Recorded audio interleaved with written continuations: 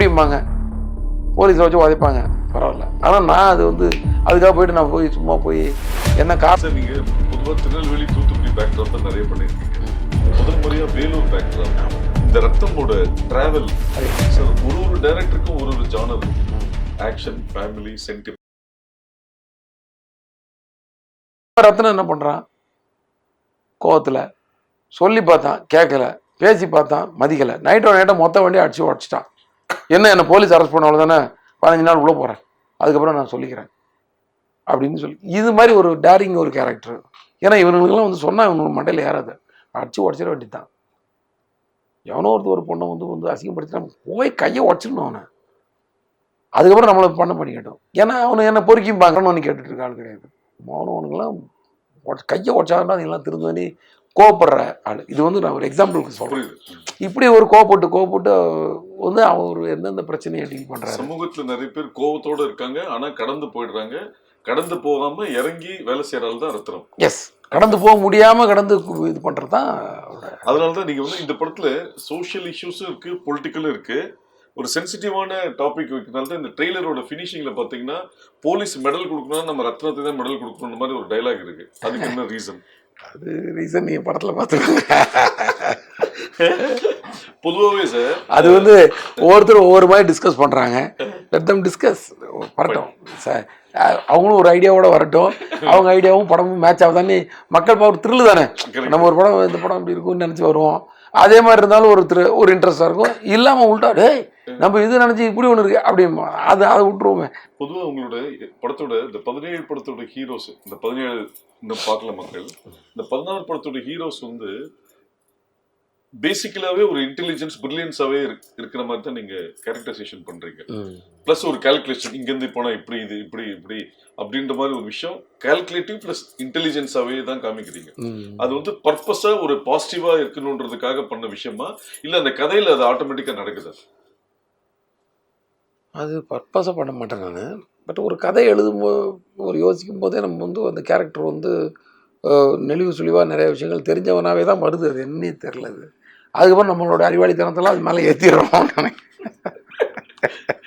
எல்லா விஷயத்துலையும் உலக ஞானம் எல்லாம் தெரிஞ்ச மாதிரியே ஆக்கி விட்டுறோம் நம்மளை.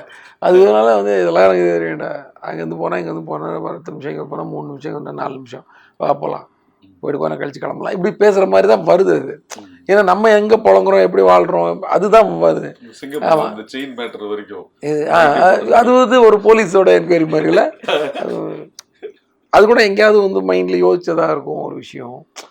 நம்ம வந்து சில நேரம் பார்த்தாச்சுன்னா அருணா கோடியெல்லாம் காணுன்னு தேடிக்கிட்டு இருப்போம், பார்த்தாச்சுன்னா இப்போ பேண்ட்டோட போயிருக்கோம். அது மாதிரிலாம் நடந்திருக்கும் எல்லாருக்குமே ஒரு ஏதோ ஒரு சீசன். ஏன்னா அது வந்து அருணா கோடி வந்து நீங்கள் என்ன தான் பண்ணாலும் வந்து அது வந்து வெல்டே வைக்க மாட்டாங்க. அது உள்ளே வந்து ஒரு மெழுகு இருக்கும், அதை வந்து உருகி ஊற்றி தான் ஜாயின் பண்ணுவாங்க, அறக்கும்பாங்க. எனக்கு அந்த வேலையும் தெரியும், எனக்கு அந்த ஆசாரிமார் செய்கிற வேலை தெரியும். ஸோ அந்த தொழிலை சொல்கிறேன் நான். ஸோ அந்த வேலை எனக்கு தெரியும். அது இப்போ என்னன்னா அது எனக்கே ஒரு நாள் கண்டிப்பாக கலந்துக்கும், எனக்கே ஒரு நாள். அது வெள்ளிங்கிறதுனால அது வந்து கலந்துக்கிட்டாலும் யாரும் ரொம்ப இது பண்ணுவோம். ஏன்னா வெள்ளிலாம் அப்போ வந்து கிராம் வந்து 12 ரூபா இருந்தது, 20 ரூபாய்கள் இருந்துச்சு, இப்போ ரொம்ப அதிகமாகிடுச்சுன்னு நினைக்கிறேன். ஸோ அதனால் அப்படி தான் அறக்காதான் இருக்குது, வெல்டு இருக்காது. அது கன்ஃபார்மாக ஒருத்தர் காணாமல் போகும், பார்த்தாச்சுன்னா அது வந்து வேஸ்ட்டில் எங்கேயோ ஒருத்தர் மாட்டிக்கிட்டு இருக்கோம், இல்லைன்னா பேண்ட்டில் மாட்டிகிட்டு இருக்கோம். இது மாதிரி விஷயங்கள் தான் அதில். அது அப்போ நைட்டில் தான் இருக்கும், போய் எடுத்துப்பார் அப்படின்னு சொல்லுவார். ஸோ அவர் போலீஸாக இருக்கிறதுனால அது ரொம்ப வியப்பாக இருக்காது நமக்கு. ஏன்னா அவரோட மூளை ஃபுல்லாகவே போலீஸ் மூளையாக தான் இருக்கும். எனக்கும் இந்த போலீஸு மேலே இன்ட்ரெஸ்ட்டு ரொம்ப, அந்த வேலைக்கெல்லாம் போகணுன்னு ஆசைப்பட்டதுனால நிறைய இந்த கிரிமினல் பிரெயின் நிறைய வேலை செஞ்சுட்டே இருக்கும். ஸ்கிரிப்ட் பண்ணும்போது உங்களுக்கு எவ்வளோ இதில் வந்து இன்டெலிஜென்ஸ் ஏற்றலாம் அப்படின்ற மாதிரி ஒன்று மைண்டு போயிட்டே இருக்கும். ஸோ ஒரு வேங்கையில் வந்து ஒரு சாமானியன் ஒரு சின்ன பையனாக தான் காட்டியிருப்பேன், ஒரு வாலிபன் பையன். அவர் கூட நிறைய பிரில்லியன்ட் வேலைகள் நிறைய பண்ணிகிட்டே இருப்பார். அதாவது அது ஒரு பெரிய பிரில்லியன்ட் மூவாக அது தெரியாது படத்தில், ஆனால் ஆட்டோமேட்டிக்காக அவங்க யூஸ் பண்ணுற வேர்ட்ஸு, அந்த டைலாகு, அவங்க எடுக்கிற ஸ்டாண்டு, இதெல்லாம் வந்து அந்த மாதிரி தெரியும் அவங்கள. நல்லா சில விஷயங்களை பொறுத்துட்டு நிற்கிறது சில பேருக்காக. இது மாதிரி இந்த ஒரு நல்ல வெல் டோன்டு ஒரு கேரக்டராக அது ஆயிடுது. ஆமாம், அது ஒரு ரவுடி கேரக்டராக இருந்தால் கூட சூர்யா வந்து நம்ம 6ல் வந்து ஒரு ரவுடி கேரக்டர் தான். பட் அவரும் ஒரு எத்திக்ஸ் பேசுவார்ல, சித்தி புருஷன் வந்து நம்ம அப்பனோட வயசு அதிகமாக கூட இருக்கும், அதுக்காக அவனை பெரியப்பாணி கூப்பிட முடியாது, சித்தப்பா தான் கூப்பிடணும் ஏதோ ஒரு டைலாக் சொல்லுவார். அதெல்லாம் வந்து அவங்க வந்து அந்த அந்த மாதிரி ஒரு ஃபிலாசபி பேச முடியும். ஒரு பொண்ணை வந்து ஒரு நம்பி வந்த பொண்ணை வந்து போட்டு கொடுக்கக்கூடாதுடா, ஒரு ஒரு பொண்ணை வந்து நம்ம கூட வந்துச்சுன்னா அது வந்து ஒரு முறைடா, ஒரு பிரச்சனைன்னு வந்துச்சுன்னா அதில் அந்த பொண்ணை பேர் எழுக்கக்கூடாதுன்றது ஒரு முறை அப்படின்னு ஒரு வார்த்தை சொல்லுவார். அதுலயே அவர் வந்து நீங்களாவது அண்ணன்னு உதட்டுல இருந்து தான் சொல்றீங்க, ஆனா நான் அடி வயிற்றுல இருந்து சொல்றேன், அது அது அது ஒரு விஷயம் சொல்லுவாரு. யாருமே நான் என்னைக்குமே அண்ணனே அடி வயிற்றுல இருந்தாலும் சொல்லியிருக்கேன், நீங்கள் வந்து வெறும் வாயில இருந்தாலும் சொல்லியிருக்கிறீங்க, நீ என்ன யாரும் தம்பியாகவே நினைக்கலன்னு ஃபீல் பண்ணுற இடங்கள். அன்னைக்கு கூட யாரோ ஒரு ஐடியில் யாரோ மீட் பண்ணேன், அப்போ சொன்னார், நாங்கள் அடிக்கடி எவனா இடம் விட மாட்டோம்னா துரோகம்னு 2 வரி சாங் அனுப்பிச்சி விட்ருவோம், நீ கூட அந்த படத்தில் உள்ள சாங்கு அது ஒரு சாங் இருக்கும் இல்லையா செகண்ட் ஹாஃபில். அதை ஸோ இந்த மாதிரி நிறைய விஷயங்கள் அது அது ரொம்ப ஒரு 6ல் வந்து அந்த டைலாக் வந்து அவ்வளோ ஒரு ரவுடியாக இருப்பார். கடைசியில் வந்து பொண்ணுக்கிட்ட வந்து அவங்க உங்கள் பொண்ணுக்கிட்ட ஒரு வார்த்தை பேசுங்க சார், தங்கச்சி மாதிரி தான் அப்படின்ட்டு வருவார். இதெல்லாம் அவங்க கூட வந்து இப்போ சொல்லும்போது ஏன் நம்ம பொண்ணுக்கிட்ட இவன் என்னடா போய் பேச போகிறான்னு, தங்கச்சி மாதிரி தான் அப்படின்னு சொல்லிட்டு போவார். நீ வந்து ரொம்ப பெரிய ஃபிலிம் இது பண்ணிக்க ப்ரெஷர் ஆகிக்க வேணா, நான் வேற ஒரு கண்டென்ட் தான் போயிட்டு இப்போ பாருமா இந்த ஃப்ரெண்ட்ஷிப்பெல்லாம் சுத்தாதீங்கம்மா, உலகத்திலே நீ நம்ப வேண்டிய எப்படி இழுத்து விட்டான் பார்த்தியா உன்னை, உலகத்திலே நீ நம்ப வேண்டியது அப்பா அம்மா மட்டும்தான், அவங்க தான் 100% நம்ப வேண்டியது சம்திங். இந்த மாதிரி ஒரு ஃபிலாசபியை தான் அந்த கேரக்டர் பேசிட்டு போகிற மாதிரி இருப்பேன். இப்போ வன்மமாக ஒரு விஷயத்த சொல்லுவார், என்னவா ஒழுங்காக அவன் புள்ள திருந்திடுறானா இல்லை ஏதாவது உடம்புலேருந்து ஒரு 5-6 கிலோ இறக்க வேண்டியிருக்குமா, எடுக்க வேண்டியிருக்குமா, அதாவது கை காலை வெட்ட வேண்டியமா இருக்குன்றதே வந்து ஒரு 5-6 கிலோ எடுக்க வேண்டியிருக்குமான்னு வேற மாதிரி ஒரு கணக்கு, அங்கேயே ஒரு அக்கௌண்டன்ட் வந்துடுவார். இந்த மாதிரி நீ கேட்கறதுனால அந்த ஃபிளாஷ்பேக்கில் உங்களுக்கு நிறைய விஷயங்கள் சொல்லி சார். இப்போ தாமிரபரணி, பூஜை, ரத்னம் 8 வருஷம் கேப். ஸோ விஷால்கிட்ட நீங்க பார்த்த டிரான்சிஷன், அதே மாதிரி ஹரியோட டிராவல் இந்த 3 படத்துல எப்படி சேஞ்ச் ஆயிருக்கு, என்ன சேஞ்ச் ஆயிருக்கு? என் சைடெலாம் எனக்கு ஒரு பெரிய சேஞ்செல்லாம் எனக்கு தெரியல, அதே வேலையாக அதே இதை நான் வந்து கடமைன்னு பார்த்துட்டு இருக்கேன்னு நினைக்கிறேன். பெரிய சேஞ்ச் இருக்காது. நான் என்னோடய படங்கள் நல்லா இன்றைக்கி அப்டேட்டடாக ஏதாவது பண்ணுறோமான்னு தான் நான் வாட்ச் பண்ணிக்கிட்டு இருப்பேன். அந்த மாதிரி ஏதாவது கதை அமையுதா, அந்த கதையில் ஒரு ஸ்க்ரீன் ப்ளே நல்லா பண்ண முடிஞ்சிருதா, நல்ல வசனங்களை எழுதிட முடியுதா, ஏதாவது அப்டேட்ஸ் இருக்காப்பா, ஏதாவது பண்ண வேண்டியிருக்கா படத்தில், இந்த மாதிரி தான் நம்ம அவ்வளோதானே தவிர பெரிய சேஞ்ச் என்கிட்ட கிடையாது. விஷால்கிட்டையும் ரொம்பலாம் சேஞ்ச் கிடையாது. அவர் எப்போதுமே வந்து கூல் ஹீரோ தான். அவர் நல்லா ஜாலியாக வந்து வேலை செஞ்சுட்டு போகிறவர். ரொம்ப வந்து இந்த படத்தில் மட்டும் ஒரு சின்ன சேஞ்ச் என்னென்னா, அவர் அடுத்த படம் டைரக்ட் பண்ண போகிறதுனால ஒரு பர்டிகுலர் ஷெடியூலுக்கு அப்புறம் ஒரு 2 ஷெடியூலுக்கு அப்புறம் பார்த்தீங்கன்னா உங்களுக்கு வந்து ரொம்ப ஒரு டேரக்டர் உள்ள வந்துட்டார். அதனால் நிறைய கேள்வி கேட்க ஆரம்பிச்சார். அதை நான் பேசிப்பேன், அவர்கிட்டே சொல்லுவேன், நான் டைரக்டர் வேலை செய்கிறாரா, ஓகே பட் நல்லா இருக்கும் கேள்வி, எனக்கே ரொம்ப ஹாப்பியாக இருக்கும்.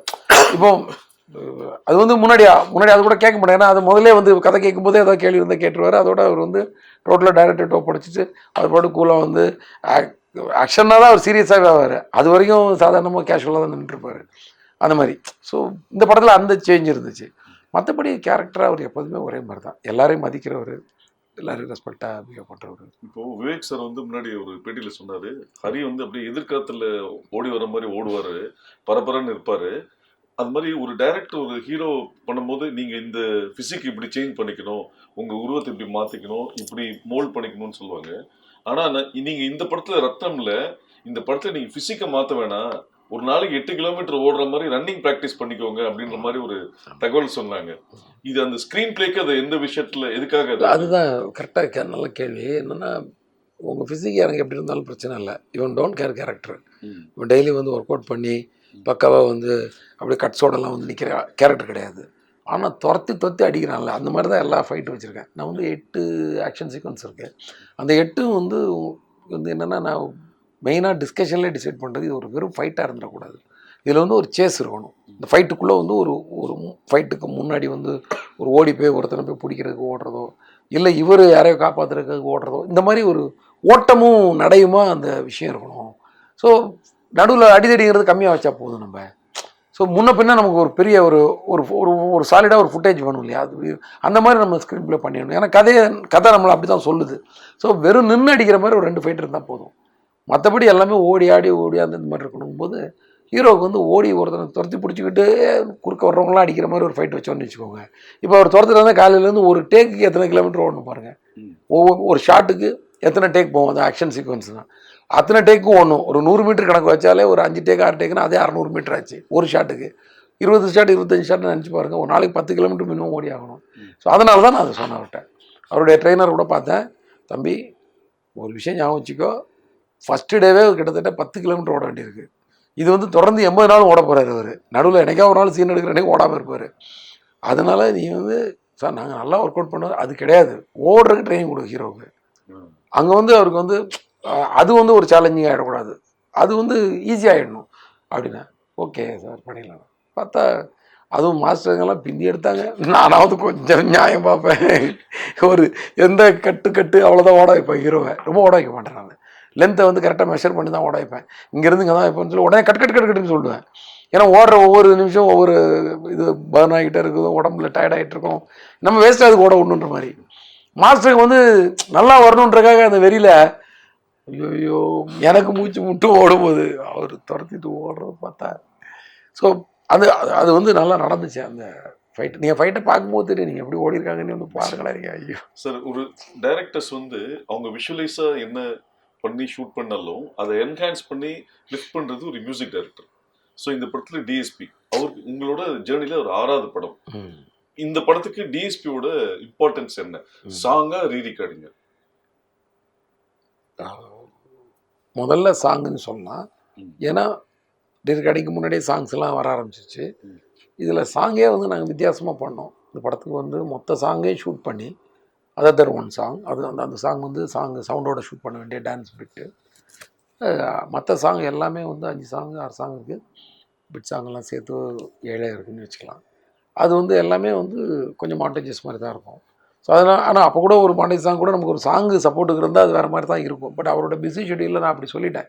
இல்லாட்டி அவரால் தேவையால் இந்த படமே பண்ண முடியாது. அவ்வளோ ஃபுல்லாக அவர் வந்து ஹிந்தி தெலுங்கு நிறைய படங்கள், இப்போ தமிழ்லேயே பெரிய பெரிய படங்கள்லாம் பண்ணிகிட்ருக்காரு. ஸோ நான் வந்து நீங்கள் வந்து பொறுமையாக கொடுங்க, நான் ஷூட் பண்ணிட்டு வந்துடுறேன்னு சொல்லிவிட்டு நான் போகும்போதே எல்லாம் ஷூட் பண்ணிட்டேன். ஷூட் பண்ணி அது வந்து இளையராஜா சார் சாங் போட்டு இசைஞானி சாங்கை போட்டு அவர்கிட்ட வந்து எடிட்டிங் ரூமில் கூப்பிட்டு காட்டினேன். அதுக்கப்புறம் தான் அவர் எல்லாமே டியூன் பண்ணி பண்ணார்.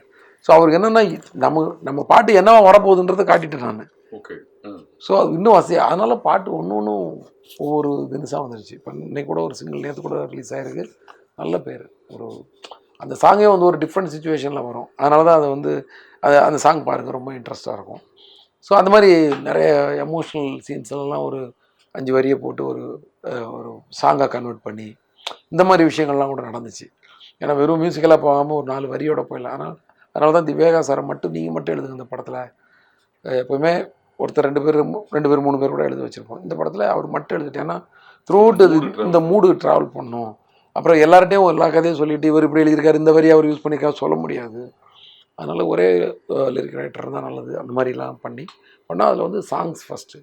இப்போது எல்லாம் இன்றைக்கி காப்பிலாம் வந்து பண்ணி ஃபஸ்ட் காப்பி எல்லாம் பார்க்கும்போது பார்த்தா ரீரிகார்டிங் வந்து அப்படி பண்ணி வச்சுருக்காரு. சார், நீங்கள் பொதுவாக திருநெல்வேலி தூத்துக்குடி பேக்ட்ராப் தான் நிறைய பண்ணியிருக்கீங்க. இது முதல் முறையாக வேலூர் பேக்ட்ராப். இந்த ரத்தமோட டிராவல் எப்படி இருக்கு? ஏன் வேலூர்ன்ற நான் நிறையா புழங்கினது என்னோட சொந்த ஊர் தூத்துக்குடி திருநெல்வேலி. நான் நிறையா புழங்கினது வந்து இங்கே இந்த பக்கம் தான், நார்த் தமிழ்நாடு தான், மெயினாக சென்னை. ஏன்னா சென்னைனா நான் சிட்டிக்குள்ளே இருக்க மாட்டேன், ரியல் எஸ்டேட்டுன்னு சொல்லி சும்மா 100 கிலோமீட்டருக்கு அங்கேயும் பைக்கில் சுற்றிட்டு இருப்பேன். ஸோ எனக்கு இந்த பக்கம் வந்தவாசி தான் எனக்கு சிட்டி. இந்த பக்கம் பார்த்தீங்கன்னா வேலூர் பக்கத்தில் ராணிப்பேட்டை வரைக்கும் எனக்கு சிட்டி தான். எனக்கு என்னுடைய 1 ஹவரில் நான் பைக்கில் எவ்வளோ தூரம் போகிறேனோ அதெல்லாம் எனக்கு வந்து என் கண்ட்ரோலில் உள்ள ஏரியா மாதிரி. இந்த பக்கம் பார்த்தா கும்பிடி இப்படி வச்சுருக்கோம். ஸோ இந்த மக்கள் கூட நான் நிறையா பழகியிருக்கேன். ரியல் எஸ்டேட் டைம்லேயும் சரி, மற்ற நேரங்கள்லேயும் சரி, வந்து நிறையா ஃப்ரெண்ட்ஸும் நிறையா பேர் உண்டு என் கூட படித்தவங்க.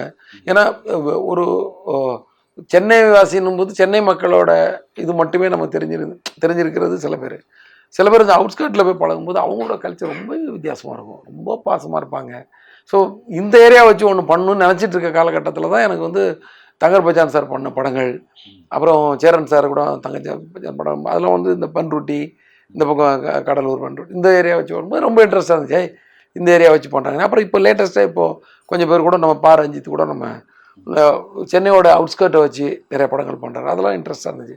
சரி நம்மளும் ஏன் பண்ணக்கூடாது? சரி நம்ம அவங்க அளவுக்கு ரொம்ப ஆளுமையோடு வந்து அந்த கல்ச்சர் அப்படியே கரெக்டாக பண்ணிட முடியாது. சரி ஒரு கமர்ஷியல் படம் எடுத்துக்கிட்டு இந்த பக்கம் ஒன்று பண்ணுவோம். சரி நமக்கு எது சென்டர் பார்ட் எது?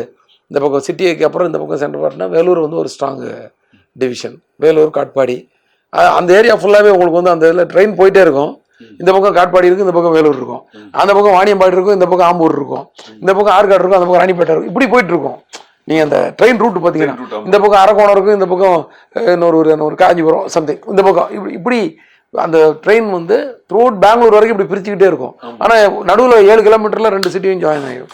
இந்த மாதிரி இருக்கும். இதெல்லாம் வந்து அப்சர்வ் பண்ணி வேலூரில் வந்து ஹைவேஸுக்கு நடுவில் 8 பிரிட்ஜ் இருக்கிற ஒரே ஊரை தான். நான் அதான் யாரா கட்டினாங்க, யார் இங்கே வந்து பவரில் இருக்கும்போது கட்டினாங்க அப்படின்னு அடிக்கடி கேட்டுக்கிட்டே இருப்பேன். ஏன்னா அந்த மாதிரி எங்கேயுமே நான் பார்த்ததில்லை. அது சிட்டிக்குள்ளே ஹைவேஸ் போகும், எல்லாத்துக்கும் பிரிட்ஜஸ், எல்லாமே க்ளீனாக இருக்கும், எல்லா இடமும் வந்து வேலூர் தூய்மையாக இருக்குது. இதெல்லாம் பார்த்துருக்கேன் நிறையா. நான் வந்து அங்கே வந்து டைலாக் எழுதுறக்கா போவேன். பக்கத்துலேயே ஒரு சிட்டி, நம்ம இங்கே வந்து டக்குன்னு ஒரு 2 மணி நேரத்தில் ஓடிடலாம். ஸோ வேலூரை வச்சு பண்ணலான்னு ஐடியா பண்ணேன். அதை எடுத்து ஒரு டைரக்டருக்கும் ஒரு ஜானர் இருக்கு, ஆக்ஷன், ஃபேமிலி, சென்டிமெண்ட், எமோஷன். ஆனால் உங்கள் படத்தில் எல்லா படத்துலையுமே ஆக்ஷனுக்கு என்ன இம்பார்ட்டன்ஸ் இருக்கோ ஃபேமிலிக்கு அந்த அளவுக்கு இம்பார்ட்டன்ஸ் இருக்குது. ஒன்று. ரெண்டாவது, உங்களோட எல்லா படத்துலையுமே அந்த உறவு முறைகள் பற்றின ஒரு இம்பார்ட்டன்ஸ் இருக்கும். மதினி, மச்சினி, அந்த இது இல்லை, அது இன்னைக்கு இருக்கிற ஜென்ரேஷனுக்கு அது கொண்டு போய் சேர்க்கணுன்றதுக்காக உருவாக்கப்பட்டதா இல்லை அது கதைக்களத்தில் தானாக வந்தது? கதைக்களத்தில் தாங்க. நீங்கள் எந்த பிரச்சனை, உங்களுக்கு ஒரு பெரிய ஒரு அமௌண்ட்டு பண இழப்பு ஒன்று வருதுன்னு வச்சுக்கோங்களேன், அதுக்கெல்லாம் நீங்கள் வந்து பெருசாலாம் வந்து எக்ஸ்ட்ரீம் ரியாக்ட்லாம் பண்ண மாட்டாங்க. உங்கள் கையில் இருந்து சும்மா ஒரு எக்ஸாம்பிள் உங்கள்கிட்ட வந்து ஒரு 1 லட்ச ரூபா உங்களுக்கு ஒரு இம்பார்ட்டண்ட்டாக வச்சுருந்த பணம் தான். ஆனால் ஒருத்தர் அடிச்சுட்டு போயிட்டானா அவனை அப்படியே கொரூரமாக நீங்கள் இதெல்லாம் பண்ணிடணும்னு நினைக்க மாட்டீங்க. ஆனால் உங்கள் குடும்பத்தை ஒருத்தன் பாதிப்படைய வைக்கணும்னு நினச்சான்னா நீங்கள் அப்படியே கொரூரமாக மாறிடுவீங்க. இதுதான். இப்போ நான் ஒரு போலீஸ் படம் எடுத்தாலும் அவன் குடும்பத்து மேலே கை வைக்கணும்னு நினைக்கும் போது அவன் வந்து தீயாக மாறுறான். மற்ற ஆக்ஷன்லாம் வந்து அவனை அரெஸ்ட் பண்ணுற லெவலில் மட்டும்தான் இருக்கும். எக்ஸாம்பிள் வந்து லைக் இப்படி சொல்லலாம், சிங்கம் 2ன்னு வச்சுக்கோங்க. சிங்கம் 2ல் வந்து பார்த்தீங்கன்னா பிகினிங்லேருந்து ஏதோ ஃபைட்லாம் இருக்கும். யாரோ அரெஸ்ட் பண்ண போவார், ஏதோ அனலைஸ் பண்ண போகும்போது அங்கே ஒரு ஃபைட் இருக்கும். அதெல்லாம் வந்து ஒரு ஃபைட்டாக மட்டுமே இருக்கும். ஆனால் இன்றைக்கி நைட்டு உங்கள் வீட்டை வந்து அட்டாக் பண்ண போகிறாங்க அப்படின்னு அவருக்கு தகவல் வந்துடும் மிஸ்டர் தியாகவனம் மூலமாக. இப்போது அவரை வந்து எப்படி ரியாக்ட் பண்ணுவார்னா, எவனும் திரும்பியே போயிடக்கூடாதுன்னு ரியாக்ட் பண்ணுவார். ஏன்னா ஒரு போலீஸ்காரன் குடும்பத்து மேலே கை வச்சா அது எந்த அளவுக்கு வந்து அது வந்து உதவுடும், எந்த அளவுக்கு ரத்த கலரியாக மாறும் அப்படின்னு எவனுக்கு அந்த தைரியம் மட்டும் வந்துடக்கூடாது. ஒரு அதிகாரியை வந்து மடக்கணும்னா அவன் குடும்பத்து மேலே கை வச்சிடலான்ற அந்த விஷயம் மட்டும் எவனுக்கும் தோணிடக்கூடாது. அப்புறம் எந்த போலீஸ் ஸ்டேஷன்லையும் யாரும் வேலை செய்ய முடியாது, எந்த அதிகாரியும் வேலை செய்ய முடியாது. அதிகாரியை வந்து ஆப்போசிட் பண்ணால் அது எந்த பண்ணுமா ஸ்ட்ரைட்டாக தான் பண்ணிக்கணும். அவன் குடும்பம்ன்றது தனி. அப்படி ரிவர்ஸில் அப்போ அந்த அதிகாரி வந்து தப்பு பண்ணவனை உண்டு, தப்பு பண்ணவன் பிள்ளையும் பொண்டாட்டிக்கிட்ட போய் வம்பு பண்ணாலோ இல்லை அவங்க மேலே போய் ஒரு கேஸை போட்டாலும் என்ன வருது, அதை இவங்களும் செய்யக்கூடாது, இது அவங்களும் செய்யக்கூடாது, ஒரு எத்திக்ஸு. அதை தாண்டி அவங்க உள்ளே வர பார்ப்பானுங்க. அப்போ கன்னை உடைச்சிட்டு, ஏன்னா அதை சரண்டர் பண்ணால் தான் நான் கத்தியை கையில் எடுக்க முடியும். அது கையில் தான் நான் கன்னை வச்சு தான் சுட முடியும். ஏன் அதை யூஸ் பண்ணாமல் நீ கத்தி எடுத்து நீ கேட்டக்கூடாது. ஸோ முதல்ல அவராகவே ஒரு டேபிளை அடித்து அதே ஒன்று சின்னதாக உடச்சி விட்டு இதை கொண்டு போய் ஆர்மரியில் போய் சரண்டர் பண்ணிவிடு. So a policeman with family without weapon அப்படின்ற மாதிரி நிற்பார். அது எதுக்குன்னா அந்த கதையை சொல்லும்போது நான் ஜிகிட்ட சொன்னேன், ஜி நீங்கள் வந்து உங்களை ஒருத்தர் ரோட்டில் திட்டினான்னா நீங்கள் தாங்கிடுங்க, ஆனால் தம்பியை திட்டினான்னு வச்சுக்கோங்க, கார்த்தி ஒருத்தன் திட்டினான்னு உங்களால் தாங்க முடியாது. அது மாதிரி தான் இதான் மூடு இந்த சீனுக்கு. உங்களை எத்தனையோ பேர் அடிக்க தான் வருவான். ஏன்னா நீங்கள் போலீஸ்னாலே ஒரு 10 எதிரி இருந்துட்டு தான் இருப்பான். அதான் நீங்கள் ஜாலியாக தான் போயிட்டுருப்பீங்க டெய்லி.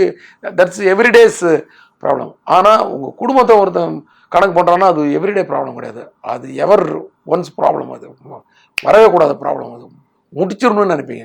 இதான் அது மூணு. அந்த கதை சொல்லுமா அப்படின்னு சொன்னேன். சார் புரியுது சார், இல்லை நான் சொல்லிடுறேன். இதே மாதிரி தான் தொண்டை தண்ணி வாங்கிட்டு அந்த ஏன்னா நான் செகண்ட் ஹாஃபில் அந்த ஃபைட் வர்றதுனால அதுக்கு முன்னாடி 5 மணி நேரம் கதை சொல்லி அப்படி டயர்டு விடுங்க போதும்னாரு என்ன ஆக்சுவலாக. ஏன்னா அப்படி எனக்கு அதை சொல்லி முடிச்சிடணும்னு சொல்லி அப்படி வர கேட்டை விழுத்து போட்டு அடிச்சு நொறுக்கி வெட்டி குத்தி இங்கேருந்து புட்டிச்சு ஜீப் எடுத்துகிட்டு வந்து தங்கராஜ் வீட்டுக்குள்ளே அந்த வெறியோட வந்து போடா போய் எல்லாத்தையும் போய் இது பண்ணிக்க அப்படின்னு அந்த சவால் விடுறதுல அந்த அவன் வந்து வார்ன் பண்ணிட்டு போகிறது. போலீஸ்காரன் குடும்பம் மேலே கை வச்சா நான் ஒன்று அங்கே வச்சு காட்டியிருக்கேன், எல்லாம் பாரு இனிமேல் எவனும் வந்து பக்கத்தில் வந்துட மாட்டான் அப்படின்ற மாதிரி அந்த வெறியை கொப்பளிச்சிருப்பாரு.